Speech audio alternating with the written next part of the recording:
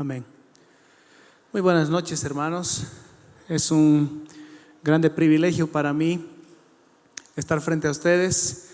Personalmente, creo que Dios ha bendecido nuestra iglesia con muchos maestros, con muchos que tienen el don de la enseñanza. Y para mí realmente es un honor estar en este altar para traerles la palabra del Señor. Gracias por orar por mí. Gracias, pastor. Yo necesito sus porque quizás cuando predica nuestro pastor Tulio, pocos pueden dormirse, ¿no? Porque a los 2 minutos ya se sobresaltan y se despiertan, ¿no? Pero quizás conmigo va a ser un poco diferente, porque yo no soy tan enfático, yo no salto aquí, yo no. Pero yo sé que Dios puede usar a la vasija de barro aún más indigna para que sea un recipiente de su palabra, de su aceite, de su agua, aún de su fuego. Así que yo les agradezco, hermanos, y les pido que puedan tratar de prestarme su máxima atención en este tiempo, en esta media hora. Y yo voy a tratar de comunicarles lo que creo que el Señor quiere darles a ustedes. Así que, bueno,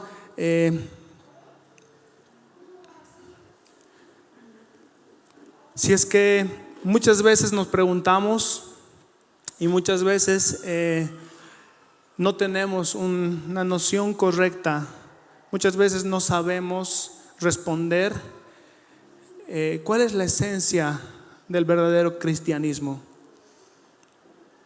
Y muchas veces pensamos que el cristianismo es asistir a una iglesia.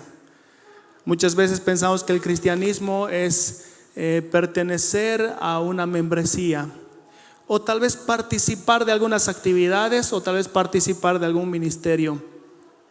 Y ¿saben qué? Realmente muchas veces por eso nosotros nos equivocamos. Muchas veces por eso nosotros no andamos como debemos andar, no pensamos como debemos pensar, no estamos 100% convencidos de lo que significa nuestra profesión de fe. Si tú vas a un musulmán y le preguntas ¿qué es de tu fe? ¿Saben qué te va a responder? Que hay un ángel asignado, bueno, 2 ángeles asignados para cada musulmán. ¿Cuántos sabían eso? Yo me he sorprendido de ese dato. Los musulmanes creen que hay 2 ángeles asignados para cada uno. Un ángel que está anotando las cosas buenas que haces en el día. El otro ángel anota las cosas malas que haces en el día.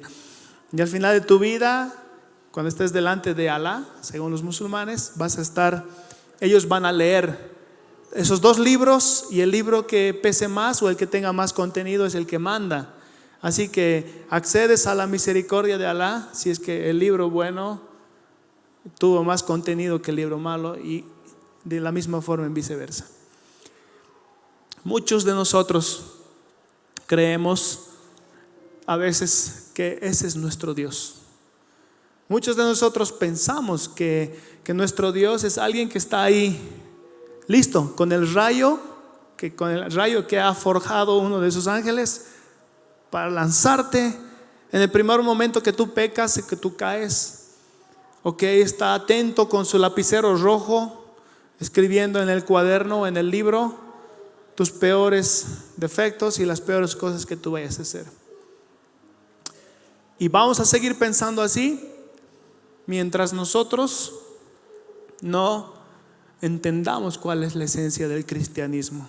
El otro día estaba hablando con mi esposa, no sé, hace unas 2-3 semanas, y así como que algo me cayó del cielo. Le dije, ¿qué piensas tú de esto? Y es lo bueno de casarse con una mujer que sabe la Biblia tan bien, que puedo a veces vertir mis dudas a ella, y ella a veces puede alimentarme, muchas veces a mí. Y le dije, realmente el cristianismo es Las tres personas las tres personas de la Trinidad, Padre, Hijo y Espíritu Santo. ¿Te acuerdas que te dije, Yerito? Dije que Jesús viva en tu corazón, y para eso tienes que conocer a Jesús. Que el Espíritu Santo te guíe en lo que tienes que hacer y que puedas pedirle al Padre tus necesidades, tus peticiones, tus ruegos. Eso es el cristianismo. Y si tú no conoces a Jesús, no puedes decir que eres cristiano. No puedes pretender conocer el cristianismo. Si tú no estudias a Jesús, no puedes pretender que Él viva en tu corazón. Si tú no vives, si no tienes una relación íntima con el Espíritu Santo, no puedes pensar siquiera en vivir una vida cristiana. Si algunos tal vez se preguntarán, ¿qué hay Espíritu Santo? ¿Qué es Espíritu Santo? Él es el que nos guía. Y si no sabes a quién tienes que pedir las cosas, a quién tienes que orar, rogar, al Padre, entonces no puedes saber lo que es cristianismo. Para entender a Jesús, tenemos que ir a su contexto. Jesús vino a la tierra en un tiempo tan específico, y quisiera referirme a Lucas. En el capítulo 3, versículo 1 dice que, Lucas describe un ambiente especial, específico, donde Jesús empieza su ministerio. Y Lucas describe, si tienes el versículo, Benjamín, por favor, dice: era el año 15 del reinado de Tiberio, el emperador de Roma. Poncio Pilato era gobernador de Judea. Herodes Antipas gobernaba en Galilea. Su hermano Felipe gobernaba Iturea y Tiraconite, y Lisanias gobernaban Abilinia. Son nombres complicados, pero ¿qué mensaje puedes sacar de esto, hermano? ¿Saben qué? Políticamente era una estructura piramidal donde Jesús vino a nacer. Primero, arriba estaba Tiberio César. Ahí está en el versículo. Tiberio César era el mero del tiempo de Jesús, ¿sí? Y ahí arriba estaba él. ¿Saben qué? Tiberio César tenía una madre que se había encargado de envenenar a todos los que le hacían contra a su hijo, ¿sí? Y Tiberio César era un pervertido sexual. Se había aburrido de las mujeres, se había aburrido de los hombres, y a él le encantaba estar con niños. Ese era Tiberio César. Ese era el gobernador, el más alto en el tiempo de Jesús. Bajo de Tiberio César estaba Poncio Pilato. Él era gobernador de Judea. Y en el Talmud se refieren a Poncio Pilato como el ladrón. Él solamente quería dos cosas. Él solamente quería que las personas estén quietas y que paguen sus impuestos. Eso es lo que él quería, nada más. No le interesaba nada más que mueran de hambre, que haya progreso. Ahora estamos en campaña electoral. Bueno, Poncio Pilato le valía, ¿sí?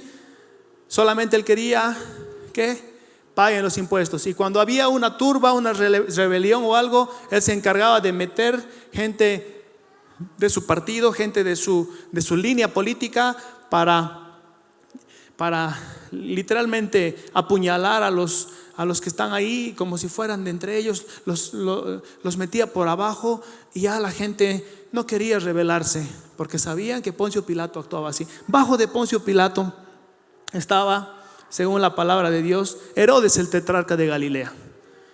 Herodes el Grande había sido el papá de este Herodes, que él era el gobernante, y cuando murió tenía 4 hijos y se dividió en 4 su reino. Por eso Herodes el tetrarca es el Herodes de una 4ª parte del reino. Este Herodes el tetrarca, ustedes lo han visto en algunas películas, lo podemos ver en la Biblia. Un hombre tonto, un gobernante muy deseoso de poder, de lujuria, de alcohol, de bebidas. Los libros históricos de ese tiempo lo describen así, y nada interesado en gobernar bien a ningún pueblo, ni a su pueblo, ni a nadie. Bajo de ellos estaba Anás y Caifás, que eran los gobernantes de los israelitas. Y dice, Lucas dice que había como sumo sacerdote Anás y Caifás. Y nosotros podemos decir, no, el sumo sacerdote era uno. Pero sí, había dos sumos sacerdotes, el oficial y el verdadero. El oficial, el que respondía ante las leyes romanas, y el verdadero, el que realmente le correspondía la sucesión por el linaje de Aarón. ¿Y saben qué eran Anás y Caifás? ¿Cuál era su distintivo? ¿Qué es lo que pasaba cuando ellos caminaban por la calle? Tenían un grupo de bastoneros. ¿Qué son los bastoneros? Gente que andaba con bastones para levantar a la gente del camino para que pasen Anás y Caifás, los sumos sacerdotes. Si ustedes se dan cuenta que quizás es muy efectivo, ¿no?, para levantar a las personas cuando hay aglomeración, pero podemos ver cuál era el corazón de Anás y Caifás. Jesús está en eso. Ese es el entorno donde Jesús empieza su ministerio. Eso es lo que nos muestra Lucas. Un entorno agresivo, un entorno sin Dios, lejos de Dios, absolutamente. Gobernados por pervertidos, gobernados por lujuriosos, gobernados por ladrones, por altaneros, por codiciosos, por aparentadores, por hipócritas, que dice que diezmaban hasta el comino, pero por dentro decía sepulcros blanqueados. Jesús les decía así. Entonces, ese es el entorno donde Jesús empieza su ministerio.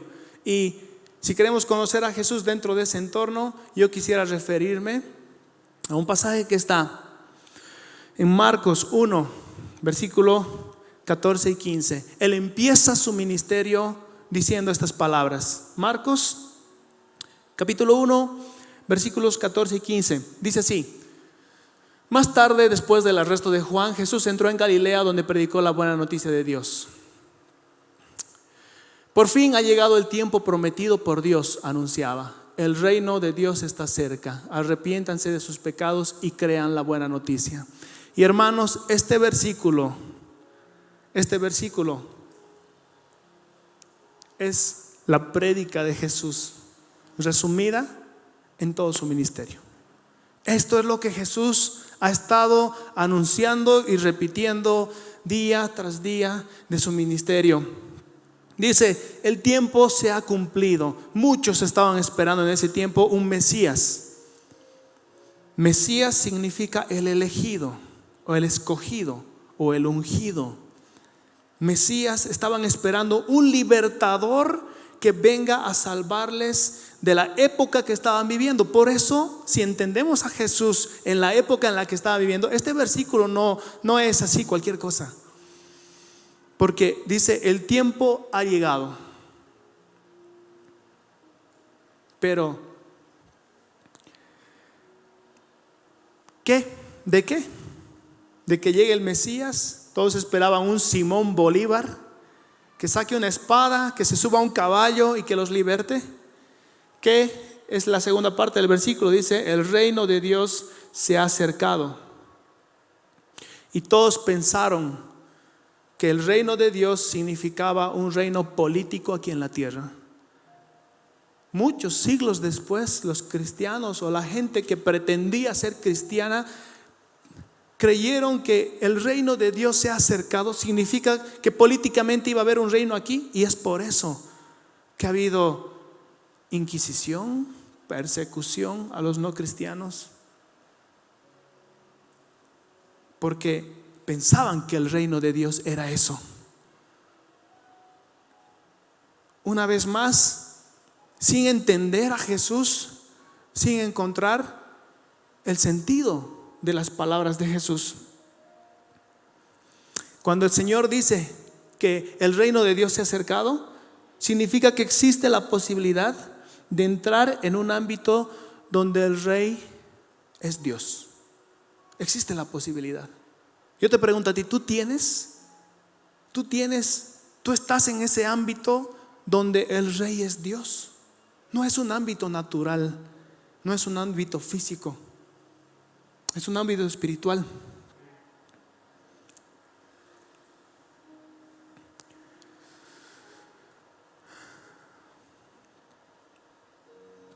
Entonces, cuando entendemos a Jesús, cuando encontramos el punto donde Él estaba parado y lo que Él nos quería enseñar, es cuando recién podemos entender cuál es el verdadero reino de Dios. Y Él ha utilizado muchas parábolas a lo largo de su ministerio para explicarnos. Y parece que a veces las parábolas nos confunden más de lo que nos podrían enseñar o de lo que nos podrían aclarar. Y yo quiero esta noche que podamos ver una parábola que quizás es la más conocida, por la cual le he puesto este título, El abrazo de un padre.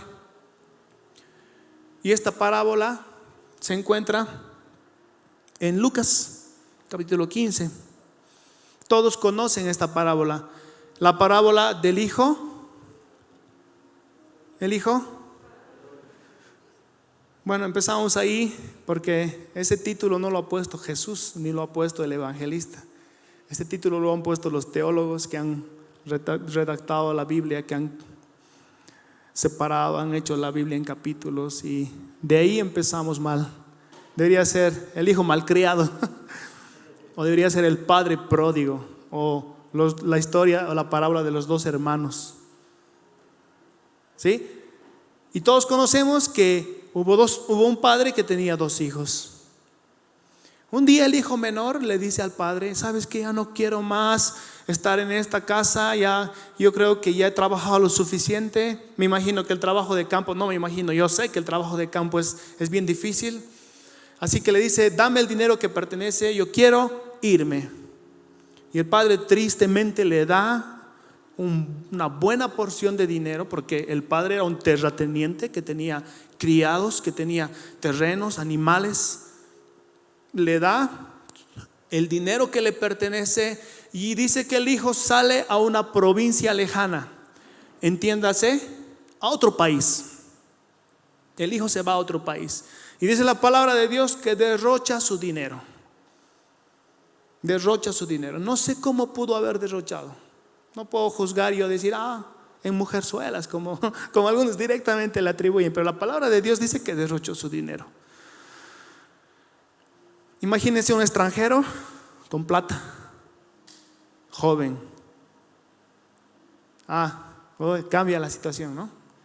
Cuando nosotros vemos a los extranjeros que están ahí en los semáforos sin plata, queriendo limpiar tu vidrio, tu parabrisas, qué miedo, qué incomodidad a veces, o no sé si alguien siente, ¿qué le pasa? ¿No? Pero cuando ves, no sé, a un estadounidense bien parado, saca la billetera gorda, quieres estar ahí, ¿no? Quieres estar. Este era un extranjero que llegó joven, tal vez buen mozo, con la billetera gorda, y derrochó su dinero. Esto Jesús les está contando. ¿Qué pasa? Viene el hambre a esta ciudad y el joven ya no tenía dinero y sus amigos ya no estaban con él. Entonces él decide buscar trabajo. Busca trabajo y encuentra de trabajo, y yo creo que es el clímax de su perdición, el punto más bajo de su caída que Jesús describe, que encontró trabajo cuidando cerdos, cuidando chanchos. Entonces este joven se pone a cuidar chanchos y es tanta su hambre que aún desea comer la comida de los chanchos, pero nadie le da ni siquiera la comida de los chanchos.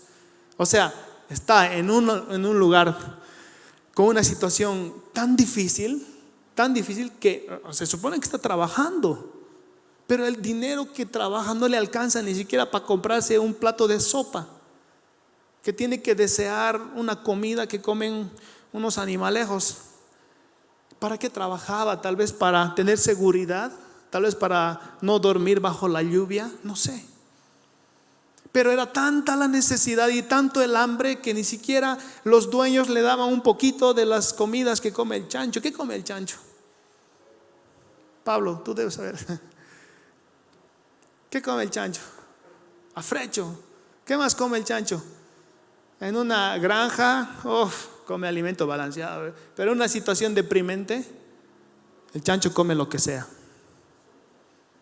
El chancho come basura, el chancho come desperdicios, y el chancho come hasta los desperdicios de los animales o de las personas. El chancho come todo, por eso es chancho. Entonces, era tan preciada la comida del chanchito, porque seguramente el dueño decía: mi chanchito que esté gordo y me lo como en Navidad. Pero que ni siquiera la comida del chancho era para el empleado. Entonces el hombre dice, el joven dice: wow, los empleados de mi papá tienen pan en abundancia, y yo aquí con los chanchitos. Yo me acuerdo cuando era niño, no sé si me obligaron, pero yo actué del hijo pródigo muchas veces en un musical que hacíamos. ¿Te acuerdas, Nati? Pucha, y los cerdos eran, la parte más espectacular. Eran los cerdos peligrosos y el joven tenía miedo yo tenía que esconderme de los chanchos, rogarles, y los chanchos: no, aquí no hay comida para vos. Pucha, qué grave. Pero bueno, entonces él dice: iré a mi padre y le diré. Y se memoriza una suerte de confesión, de disculpas. Padre, he pecado contra el cielo y contra ti.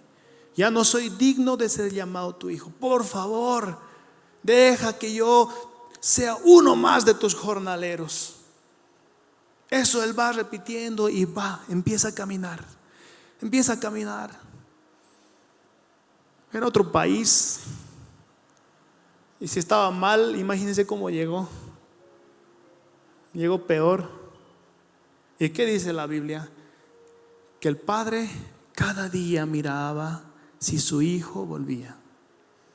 Cada día él estaba expectante de la llegada de su hijo. Él sabía que un día iba a retornar. Quizás ese padre pensando que su hijo llegue montado en un caballo, con sus siervos por detrás, y diciendo: Padre, he aprendido, he apreciado en la educación, el trabajo que tú me has dado, y aquí mira las riquezas que he hecho, me he vuelto un jeque en Arabia. No sé. El padre esperando, y un día ve una silueta parecida, un poco más flaco, cabellos enmarañados, ropa sucia, sin zapatos,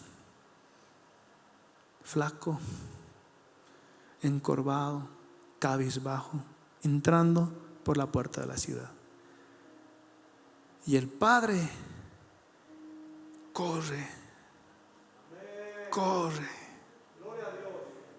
No importa que el camino sea por acá, él pisa sus plantas, él patea el balde que está por ahí, no le interesa, es su terreno, quizás hasta rompe un foco, no sé, algo hace, pero corre. Dice Aristóteles dice que un hombre honorable nunca debe correr. Pero él quizás se levantó las túnicas y mostrando los tobillos, corrió. No le importó. Y el hijo: mira, mi padre seguro va a sacar su rebenque ahí atrás. ¿Conocen el rebenque, hermanos? Yo creo que máximo conocen quinza charaña, pero el rebenque es con lo que se le da a los caballos. Ay, Señor, eso sí que duele. Eso, pregúntenle a este cuerpazo. Y dijo: seguramente va a llegar. Y el hijo le espera arrodillado a su papá y le dice: Padre, he pecado. Y empieza a querer decir su confesión, y su padre no le deja. Su padre le abraza, se echa a su cuello y llora y le dice: hijo, has vuelto. Yo pensaba que ibas a volver, que sea bien parado, pero no importa, has vuelto. Y el hijo no tiene la oportunidad de confesar y de decir lo que tiene que decir. No tiene la oportunidad. Lean la Biblia, ahí está. Y el padre dice: vengan todos, vamos a hacer una fiesta. Invita a todos los vecinos, toda la ciudad. ¿Qué pasa? Ha vuelto mi hijo. Pongan un anillo de oro en su mano, calzado en sus pies, denle la mejor vestimenta y maten al becerro gordo, a ese becerro que se toma toda la leche de la vaca. A ese, mátenlo. ¿Por qué? Porque mi hijo estaba muerto y ahora vive.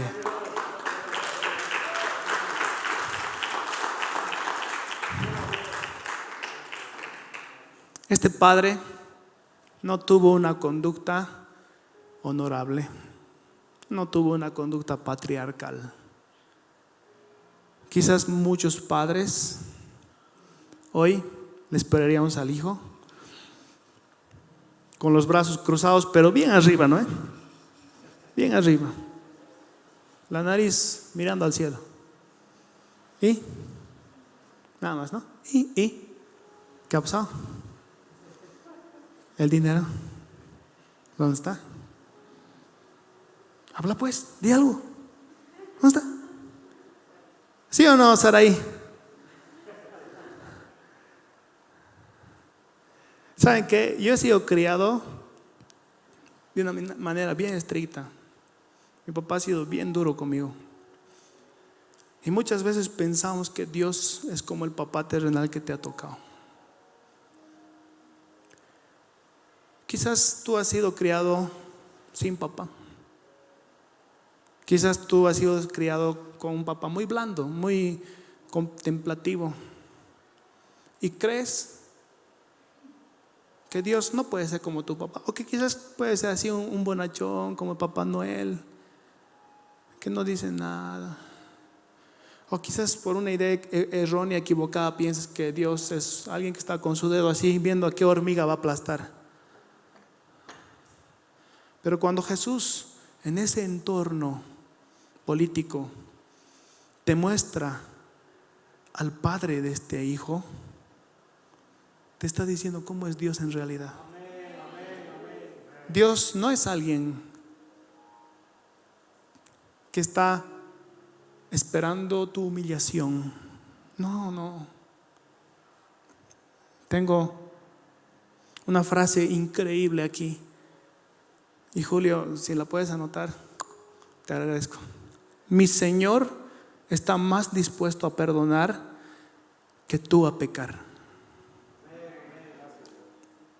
Está más dispuesto a indultar que tú a delinquir. No me lo voy a atribuir a mí. Carlos Spurgeon. Tantos pasajes que dicen que Dios es lento para la ira y grande en misericordia. Miqueas 3:18 dice: ¿qué Dios como tú que perdona la maldad y olvida el pecado del remanente de su heredad? No retuvo para siempre su enojo, porque se deleita en misericordia. El Señor se deleita en misericordia. Entonces nosotros pensamos y decimos: ¿será que este Dios es el mismo Dios del Antiguo Testamento? Jehová, su nombre de guerra es Jehová, y el león de la tribu de Judá que iba por delante y que decía: me vas a matar a todos, hasta los niños de pecho. Ese es Jehová del Antiguo Testamento, el que caía fuego sobre Sodoma y Gomorra, el que no quería perdonar a nadie, que no se podía tomar ni siquiera un manto. Todo había que quemar porque todo está impuro, todo ahí es anatema, es maldito. Y al que tomó un mantito quizás para abrigar a su familia, no sabemos para qué, sean apedreados él, su esposa, sus hijos y hasta sus animales. Ese Jehová es el Jehová del Antiguo Testamento. ¿Será que ese es el mismo Dios al que adoramos? ¿Será que ese es el mismo Jehová que está ahora aquí corriendo, quitándose su dignidad, esperando que tú llegues? Ese es lo hermoso de nuestro Señor, que la gracia no es lo antónimo de justicia. Y muchas veces decimos: yo prefiero ser justo y no tener gracia. ¿Quién ha dicho que la gracia es lo contrario a la justicia? La justicia y la gracia de Dios van de la mano. Y Él te va a perdonar a ti. ¿Sabes por qué? Porque toda esa ira que el Señor tenía contra el pecado y que no perdonaba ni siquiera a los niños de pecho, toda esa ira ha sido descargada en el mejor Hijo del mundo, nuestro Señor Jesucristo. ¿Entiendes? ¿Por qué ahora tú vas a recibir juicio, condenación, vergüenza Él ha sido desnudado en la muerte, en la cruz del Calvario, la peor muerte que el hombre puede imaginar. Él ha sido humillado, avergonzado. ¿Por qué tú vas a juzgar? ¿Por qué tú te vas a parar delante de tu hermano? ¿Por qué tú, si es que Dios no lo hace, si es que Él corre, si es que Jesús te está diciendo? No es Pablo, no es Juan el Bautista, no es Pedro, es Jesús el que te dice: el Padre corre y no deja que tú digas: Padre, he pecado, déjame yo ser el ultimito nomás, por favor. Ya, sí, estás nomás arrepentido. Sí, entonces ya, ven, ya, a ver, un pollito le haremos. No. Él no deja ni siquiera que digas nada, porque si tú estás en su presencia, si tú vienes delante de Él, Él ya sabe. Ella sabe por qué estás aquí. No te sientas menos. Tengo 4 minutos. Pero ¿saben qué? Este padre tenía otro hijo. Y este otro hijo llega del campo, quizás con las manos llenas de callos, trabajador, fornido, el hijo mayor. Siempre los mayores somos más responsables, ¿no, Pablito? Más trabajadores, todo hacemos, ¿no, Pablo? Todo arreglamos, ¿no sabes? Electricidad, plomería. Y el hijo mayor, ¿qué? Y ahí, en la casa, sonando una cumbia así mortal. ¿Qué está pasando? Hoy día no es domingo, hoy día es miércoles, no puede ser. Y entrando ahí el vino, entrando el vino ahí, Uari, no sé, algo. Entrando ahí, ¿no? El becerro así, a la cruz ahí, bien estirado. ¿Qué ha pasado? El olor, fiesta. Los parlantes gigantes, las luces. No, ¿qué ha pasado? Ven, ¿qué ha pasado? Es que ha llegado tu hermano. ¿Y cuánto ha traído? Nada, ha llegado así patapila. Ha llegado harapiento, ha llegado sucio, cochino, ha llegado olor a chancho, sus pies llenos de guano, de chancho ahí. ¿Y mi papá ha hecho esta fiesta? Sí. Y el hijo mayor, ¿qué hace? Ustedes saben, hermanos, decide no entrar, no voy a entrar. Realmente, que el Señor me perdone, porque muchas veces yo he sido así, hermanos. Yo he salido de un entorno así. No voy a entrar, no voy a participar de eso yo. Y el papá le dice: pero hijo, ven, es tu hermanito. ¿Y saben qué? El hijo mayor decide no entrar. Yo puedo ver una relación de muchas parábolas donde el reino de Dios es igual a una fiesta, donde hay invitados y la gente no quiere entrar. Entonces Dios o el que invita decide invitar a otros más indignos. Y siempre los dignos son los que no quieren entrar y los indignos son los que aceptan entrar.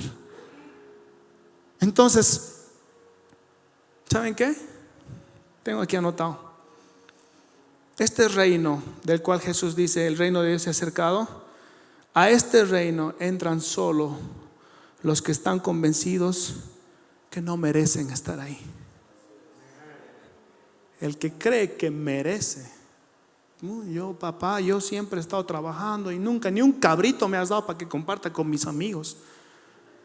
Y el papá le dice: todo lo que tengo es tuyo. Por poco no le dice: yo estoy aquí, yo soy tu padre, yo soy el Señor te dice a ti: yo soy tu Dios. ¿Qué más quieres? ¿Por qué crees tú que eres digno y ellos no son dignos? ¿Sabes que si tienes y mantienes esa actitud, vas a quedar fuera de la fiesta? Vas a amargarte, vas a andar con cara de limón. Pero el que es indigno, al que le tuvieron mucha gracia, realmente sabe que no merece. Y en este reino solamente van a entrar los que saben que no merecen, que tienen que entrar. Entonces, yo solamente quisiera, hermanos, en esta noche, que cada uno de nosotros podamos entender a nuestro Jesús. Cada uno de nosotros pudiera desesperarse por conocer a Jesús, por conocer qué es lo que Él quería decirnos cuando nos daba las parábolas, y de anhelar que esa palabra viva esté en nuestro corazón. Eso significa tener en tu corazón a Jesús. Por favor, pónganse de pie, hermanos.